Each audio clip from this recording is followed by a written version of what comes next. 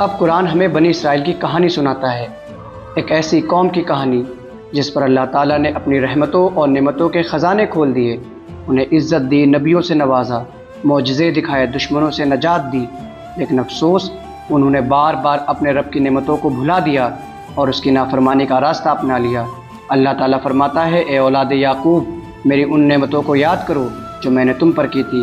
یہ صرف عتیق یاد دلانا نہیں تھا، بلکہ یہ احساس یاد دلانا تھا کہ نعمتیں صرف استعمال کرنے کے لیے نہیں ہوتی، بلکہ ان کا حق ادا کرنا، ان کا شکر بجا لانا اور اپنے محسن کی فرما برداری کرنا بھی ضروری ہوتا ہے۔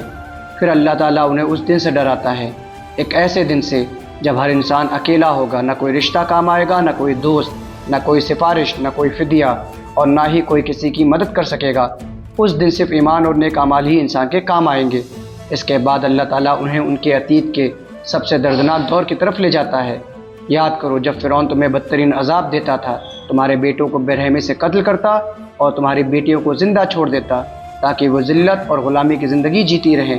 تم مظلوم تھے، کمزور تھے، بے بس تھے اور تمہارے پاس کوئی سہارا نہ تھا۔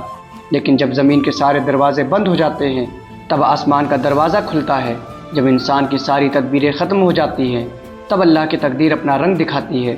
تمہارے سامنے سمندر تھا، پیچھے فرعون کا خوفناک لشکر، ہر طرف موت نظر آ رہی تھی، بچ نکلنے کی کوئی امید نظر نہیں آتی تھی، مگر پھر اللہ کا حکم ہوا، سمندر بیچ سے پھٹ گیا، پانی دونوں طرف اونچی دیواروں کی طرح کھڑا ہو گیا۔ بنی اسرائیل اسی سمندر کے بیچ سے امن اور سلامتی کے ساتھ گزر گئے، اور جب فرعون اپنے گھمنڈ میں اسی راستے پر چلا تو وہی سمندر جو ابھی مومنوں کے لیے نجات کا ذریعہ بنا تھا، ظالموں کے لیے عذاب کا سمندر بن گیا۔ دیکھتے ہی دیکھتے فرعون اور اس کا پورا لشکر پانی میں ڈوب گیا۔ لیکن کہانی یہیں ختم نہیں ہوئی۔ حضرت موسیٰ اپنے رب سے ہم کلام ہونے اور تورات حاصل کرنے کے لیے 40 راتوں کے لیے طور پہاڑ پر کیا گئے؟ سوچنا چاہیے تھا۔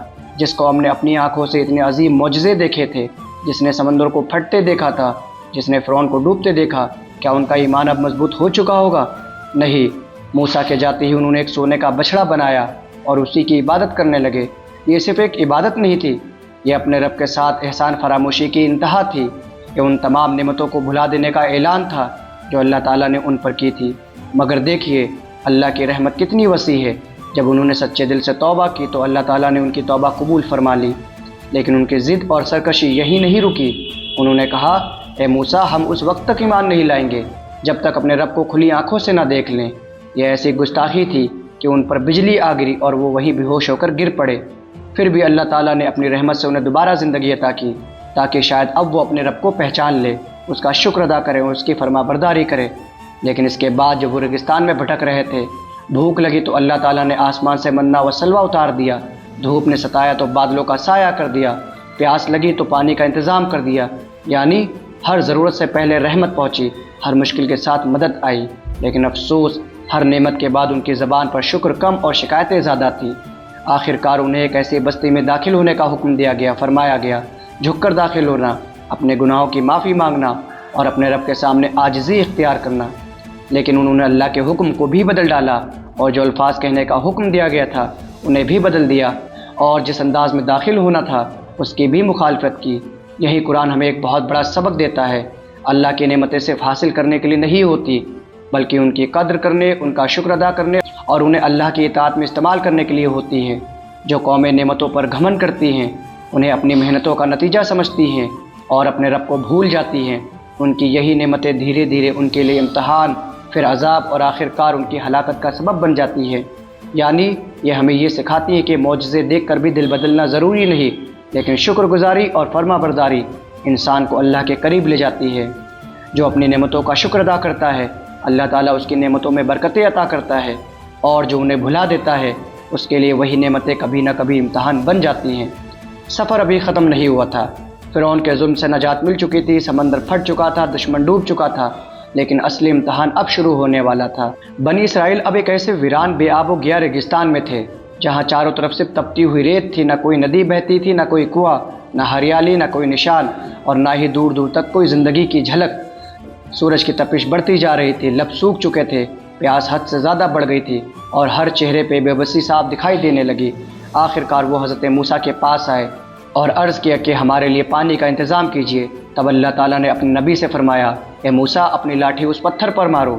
جیسے ہی موسیٰ نے لاٹھی پتھر پر ماری، پتھر خاموش نہیں رہا، اس کے سینے سے ایک نہیں دو نہیں بلکہ 12 صاف اور میٹھے چشمے پھوٹ نکلے۔ ہر قبیلے کے لیے الگ الگ چشمہ مقرر کر دیا گیا، نہ کسی کو دھکا دینا پڑا، نہ کسی سے لڑنا پڑا اور نہ کسی کا حق مارا گیا۔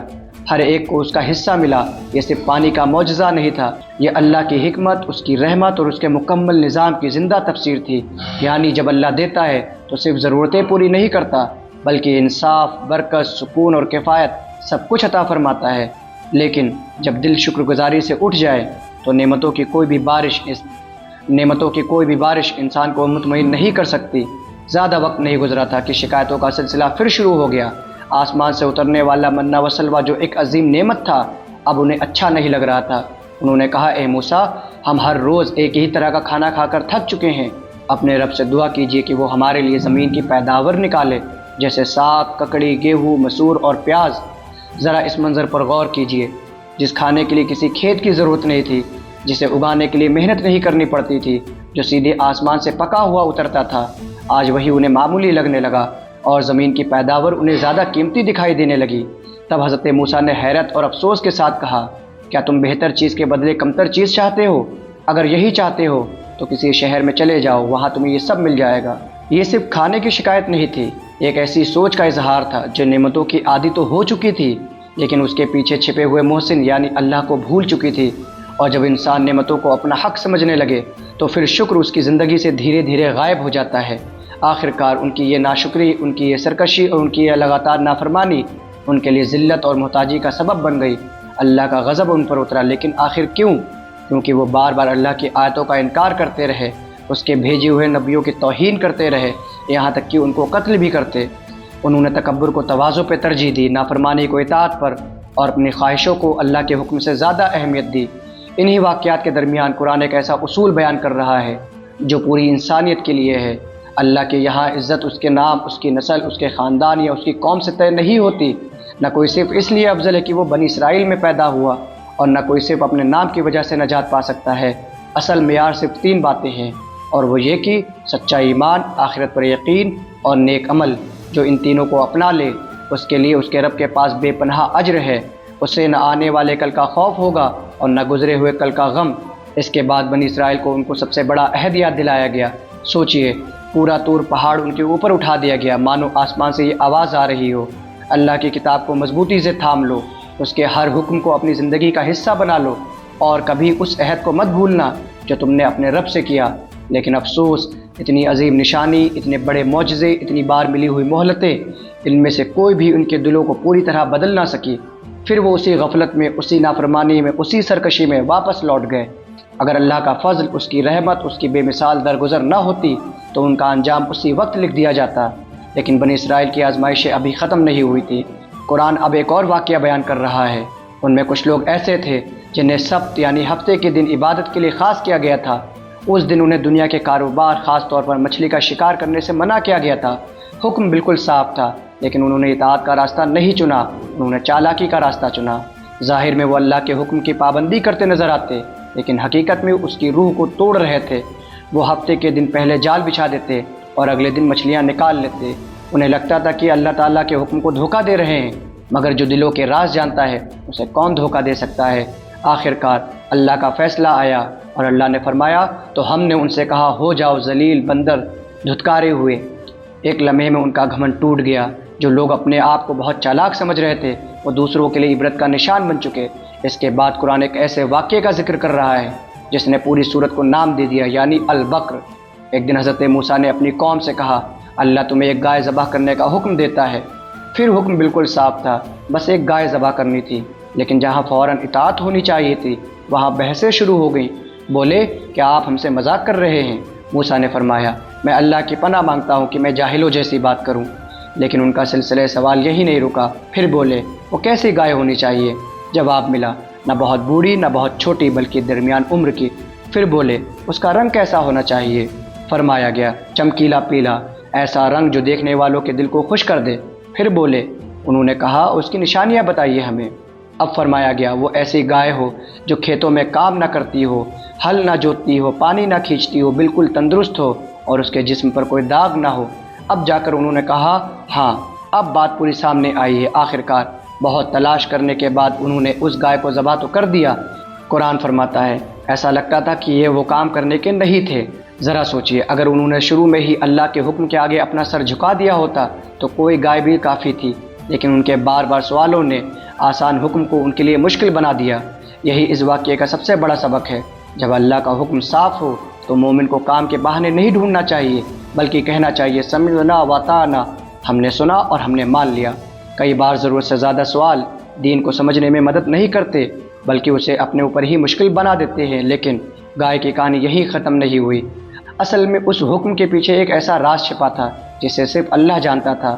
بنی اسرائیل میں ایک آدمی کا قتل ہو گیا تھا، پورا سماج معاشرہ الجھ چکا تھا، ہر کوئی ایک دوسرے پر الزام لگا رہا تھا، کوئی قاتل کو پہچان نہیں پا رہا، لیکن زمین پر چاہے راز چھپ جائے، آسمان کے مالک سے کوئی بات نہیں چھپ سکتی۔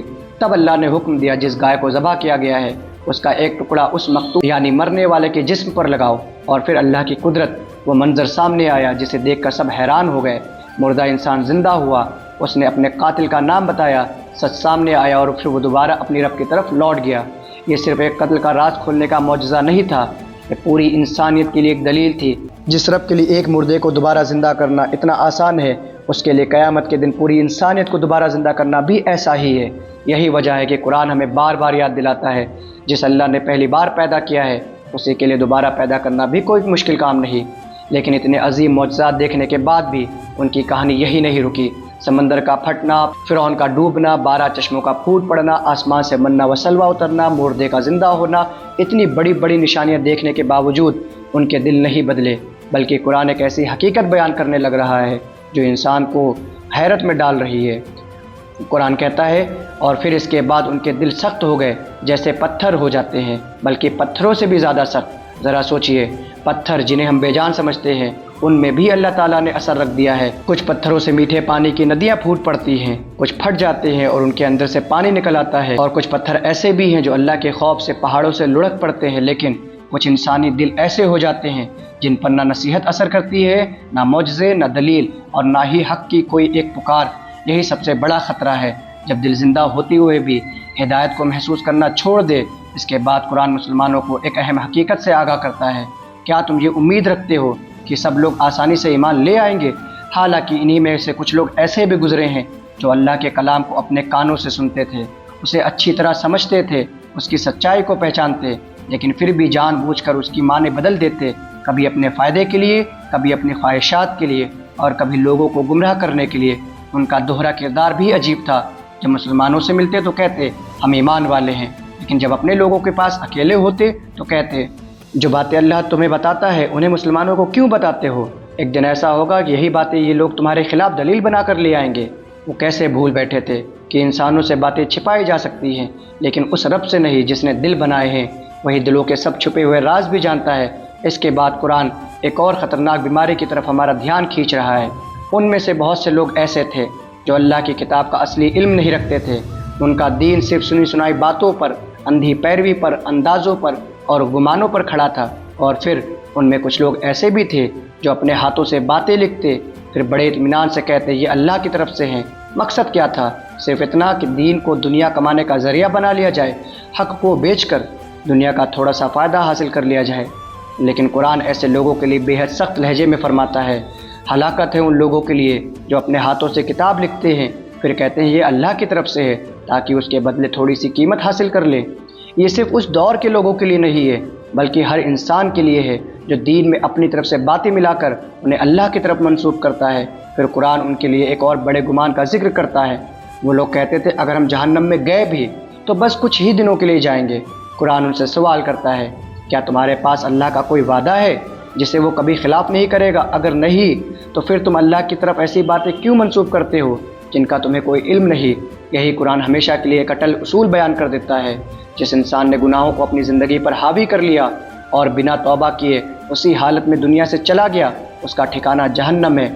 لیکن جو لوگ سچے دل سے ایمان لائے، اپنے رب پر بھروسہ کیا اور اپنی زندگی کو نیک اعمال سے سنوارتے رہے، ان کے لیے جنت ہے، ایسی جنت جہاں نعمتیں بھی کبھی ختم نہیں ہوں گی اور جہاں وہ ہمیشہ رہیں گے۔ یہی قرآن کا پیغام ہے۔ نجات کسی نسل کا نام نہیں، کسی قوم کا دعویٰ نہیں، کسی خاندان کی وراثت نہیں۔ اللہ کے ہاں عزت کا پیمانہ بس سچا ایمان، نیک اعمال اور آخرت پر ایمان ہے۔ جو انہیں لے کر آئے گا وہی آخرت کی کامیابی پائے گا۔